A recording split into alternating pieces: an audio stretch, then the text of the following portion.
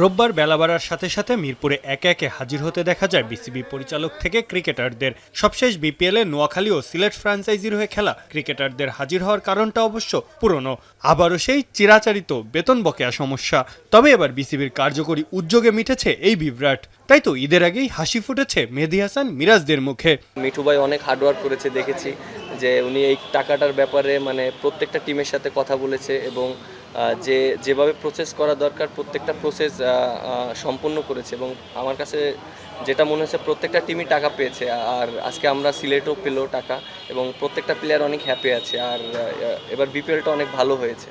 কয়েকদিন আগেই চট্টগ্রামের খেলোয়াড়দের প্রাপ্য টাকাও বুঝিয়ে দিয়েছে বিসিবি। নিলামের পূর্ণ টাকা বুঝে পেয়ে উচ্ছ্বসিত ক্রিকেটাররা। তবে যারা সরাসরি চুক্তিতে দলে সুযোগ পেয়েছিলেন তাদেরকে বিসিবি পরিশোধ করেছিল তাদের নিলামে থাকা ভিত্তিমূল্যটাই। 6 দলের মধ্যে 5 দলই পূর্ণ টাকা পরিশোধ করায় স্বস্তিতে আছে বিপিএল গভর্নিং কাউন্সিলের সদস্য সচিব। তবে এখনও বেতন বকেয়া রেখেছে ঢাকা ক্যাপিটালস। বকেয়া বেতন পরিশোধে তাদের সর্বোচ্চ 3 থেকে 4 দিন সময় দেওয়া হবে বলে জানিয়েছেন ইফতেখার রহমান মিঠু। এই ঢাকারটা আমাদের 5 কোটি টাকার ব্যাংক গ্যারেন্টি ধরা আছে এবং 5 কোটি টাকার চেক আছে। আমরা এখন ঢাকাকে চিঠি দিব, না হলে আমরা এই সিস্টেমে 3-4 দিন, এই সপ্তাহ পর্যন্ত আমি ওয়েট করতে পারি।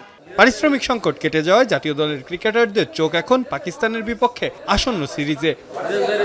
মাহফুজ আহমেদ, এখন, ঢাকা।